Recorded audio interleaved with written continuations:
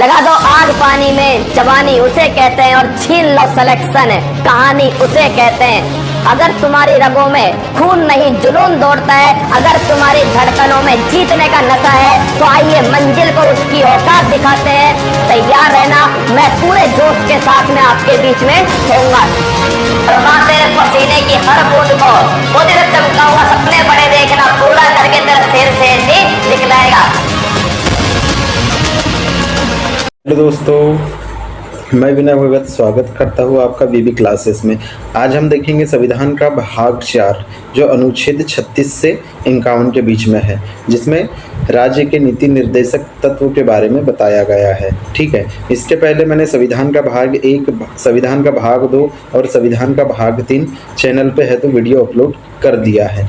ये हमारे संविधान के 22 फेरों वाली सीरीज है। इसमें संविधान के आपको पूरे 22 भाग मिलेंगे। ठीक है, जिसमें 3 वीडियो हो चुके हैं, ये चौथा वीडियो है आज का। आज 25 मार्च 2025 का चौथा वीडियो है। संविधान का भाग 4 अनुच्छेद 36 से अनुच्छेद 36 से 51 के बीच में। ठीक है, लग चुकी है तलब मंजिल की, अब खुद को आग में झोंकना होगा, ये ठोकरें कहती है मारा जाएगा, हौसला कहता है देख लेंगे। ठीक है, सभी एग्जाम के लिए महत्वपूर्ण है। संविधान को एक समझने का एक सबसे आसान तरीका है भाग वाइज।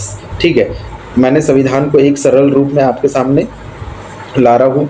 ठीक है, आज हम देखते हैं भाग 4 अनुच्छेद 36 से 51 के बीच में राज्य के नीति निर्देशक तत्व, जिसमें पहला अनुच्छेद है अनुच्छेद 36। अनुच्छेद 36 क्या बोलता है? अनुच्छेद 36 बोलता है नीति निर्देशक तत्वों के संदर्भ में राज्य की परिभाषा। अनुच्छेद 36 क्या बोलता है? नीति निर्देशक तत्व के संदर्भ में राज्य की परिभाषा को बताता है। अनुच्छेद 36। ठीक है, आर्टिकल 37 क्या बोलता है? आर्टिकल 37 बोलता है इसे न्यायालय द्वारा लागू नहीं कराया जा सकता, अर्थात अनुच्छेद 37 क्या बोलता है? इसे न्यायालय द्वारा लागू नहीं कराया जा सकता, अर्थात यह न्यायालय द्वारा प्रवर्तनीय नहीं है, यह वाद योग्य नहीं है। जो राज्य के नीति निर्देशक तत्व है, इसे न्यायालय द्वारा लागू नहीं करवाया जा सकता। जो राज्य के नीति निर्देशक तत्व है, इसे न्यायालय द्वारा लागू नहीं कराया जा सकता, अर्थात यह न्यायालय द्वारा प्रवर्तनीय नहीं है या वाद योग्य नहीं है। ये आर्टिकल 37 बोलता है। ठीक है, अनुच्छेद 38 क्या बोलता है? अनुच्छेद 38 में लोक नियोजन के बारे में बताया गया है। ठीक है, अनुच्छेद 38 क्या बोलता है? लोक कल्याण की अभिवृद्धि, अर्थात सरकार जनता का कल्याण करेंगी, जैसे राशन कार्ड वितरित करना, उसमें राशन देना, ये सरकार जनता का कल्याण करेंगी। ठीक है, ये सरकार द्वारा ये वाली सुविधाएं लोगों को मिलती है। लोक कल्याणकारी राज्य योजनाओं की स्थापना करना, ये राज्यों का काम होता है। ठीक है, ये आर्टिकल 38 में कहा गया है। अनुच्छेद 39 क्या बोलता है? अनुच्छेद 39 में समान कार्य के लिए स्त्री पुरुषों को समान वेतन तथा संसाधनों का उचित वितरण करना। जो अनुच्छेद 39 है, जो आर्टिकल 39 है, समान कार्य के लिए स्त्री पुरुष को समान वेतन तथा संसाधन का उचित वितरण, ये अनुच्छेद 39 बोलता है। ठीक है, अनुच्छेद 39 का निःशुल्क विधि सहायता। अनुच्छेद 39 का क्या बोलता है? निःशुल्क विधिक सहायता। ये 42वां संविधान संशोधन 1976 के द्वारा जोड़ा गया था। अनुच्छेद 39 का इसमें निःशुल्क विधिक कानूनी सहायता के बारे में बताया गया है। ठीक है, अब आर्टिकल हम 40 देखेंगे। आर्टिकल 40 में क्या बताया गया है? ग्राम पंचायतों का संगठन। ग्राम पंचायत आर्टिकल 40 में है। ग्राम पंचायतों का संगठन कौन से आर्टिकल में है? आर्टिकल 40 में है। ठीक है, अनुच्छेद 41 क्या बोलता है? 41 कुछ दशाओं में सरकारी सहायता प्राप्त करना। अनुच्छेद 41 क्या बोलता है? कुछ दशाओं में सरकारी सहायता प्राप्त करना, जैसे क्या है? वृद्धा पेंशन, विधवा पेंशन, विकलांग को साइकिल, ये सारी सुविधाएं सरकार यानी सहायता के रूप में उपलब्ध कराती है। ठीक है। आर्टिकल 42 क्या बोलता है? न्याय संगत कार्य की मनोचित दशा तथा प्रसूति सहायता उपलब्ध कराना।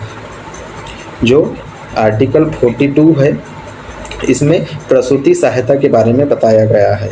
ठीक है। जैसे गर्भवती महिला द्वारा कठोर शारीरिक श्रम न करना, गर्भवती महिला द्वारा कठोर शारीरिक श्रम न कराना, ये आर्टिकल 42 में लिखा गया है।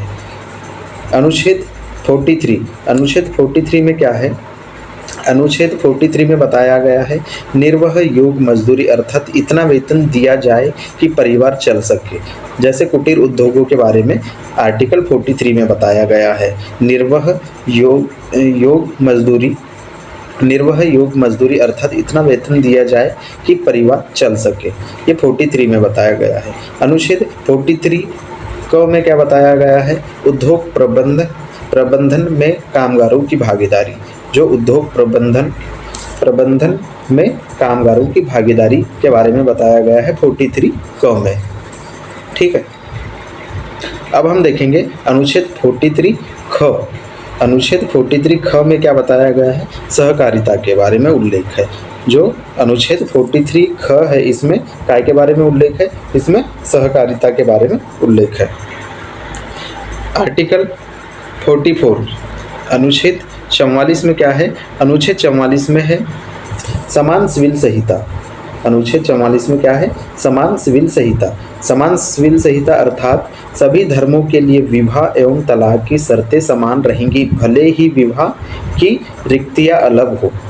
अनुच्छेद 44 क्या बोलता है? समान सिविल संहिता के बारे में बताता है सभी धर्मों के लिए विवाह एवं तलाक की शर्तें समान रहेंगी भले ही विवाह की रिक्तियाँ अलग हो। ये आर्टिकल 44 बताता है। ठीक है। अब आर्टिकल 45 क्या बोलता है? आर्टिकल 45 बोलता है 6 वर्ष से कम आयु के बच्चों के स्वास्थ्य का ध्यान रखना सरकार की जिम्मेदारी है। जो आर्टिकल 45 बोलता है 6 वर्षों से कम बच्चों के स्वास्थ्य का ध्यान रखना सरकार की जिम्मेदारी है तथा 6 से 14 वर्ष के आयु के बच्चों का निःशुल्क शिक्षा देना सरकार की जिम्मेदारी है। शिक्षा के अधिकार को मूल अधिकार क्या बोल रहा है? शिक्षा के अधिकार को मूल अधिकार बनाकर 21 क में जोड़ा गया। ठीक है। शिक्षा के अधिकार को मूल अधिकार में 21 क में जोड़ा गया। कौन से संविधान संशोधन से?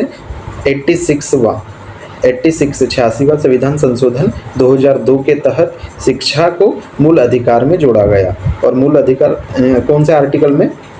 21 क में जोड़ा गया। ठीक है। अब हम देखेंगे आर्टिकल 46।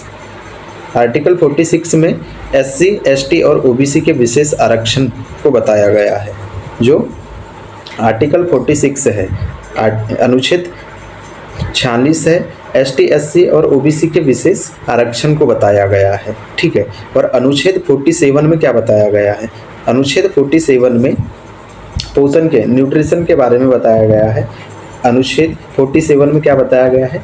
सरकार पोषायुक्त आहार उपलब्ध कराएंगी तथा नशीली दवाई एवं शराब पर प्रतिबंध लगाएंगी। जैसे राज्य क्या है? कोई राज्य शराब पर प्रतिबंध लगा देते हैं, नशीली दवाइयों पर प्रतिबंध लगा देते हैं। तो ये राज्य सरकार को अधिकार है इसका। ये कहाँ लिखा हुआ है? ये आर्टिकल 47 में लिखा है कि सरकार पोषक युक्त आहार उपलब्ध कराएंगी तथा नशीली दवाई तथा शराब पर प्रतिबंध लगा सकती है स्टेट गवर्नमेंट। ठीक है। ये आर्टिकल 47 में लिखा गया है।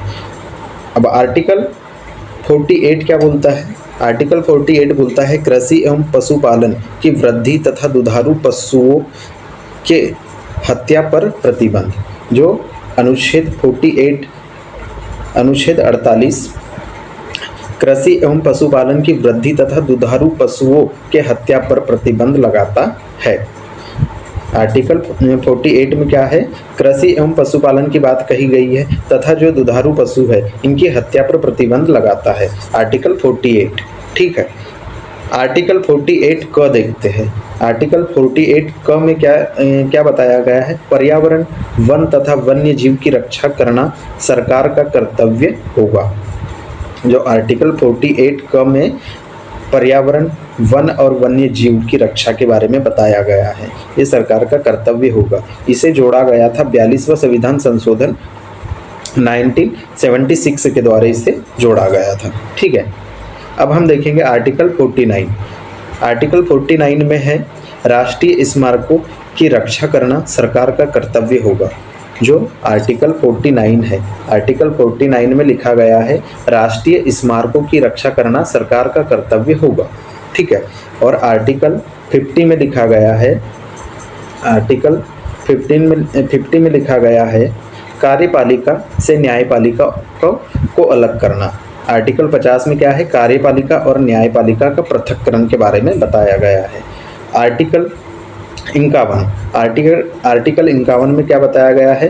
51 आर्टिकल 51 में बताया गया है अंतर्राष्ट्रीय शांति को बढ़ावा देना। अंतर्राष्ट्रीय शांति कहाँ है? आर्टिकल 51 में है। अंतर्राष्ट्रीय विवादों को मध्यस्थता द्वारा सुलझा देना।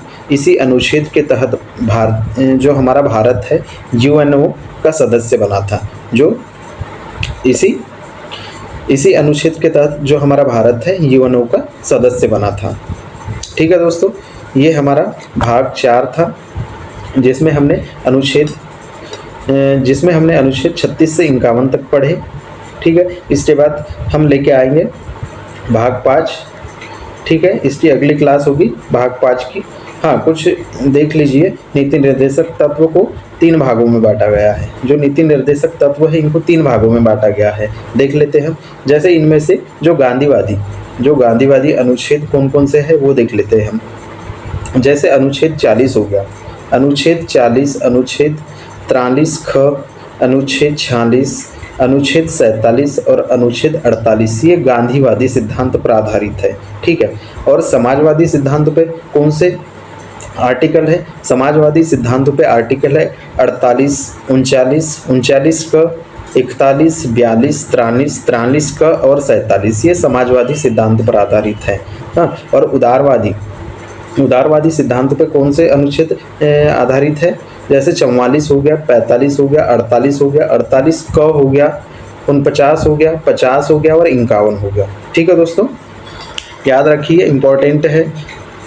यहाँ से एग्जाम में क्वेश्चन बन ही जाते हैं। सभी स्लाइड महत्वपूर्ण है, आप नोट कर लीजिए अपने कॉपी में। ठीक है दोस्तों, आज के लिए इतना ही। जय हिंद, जय भारत।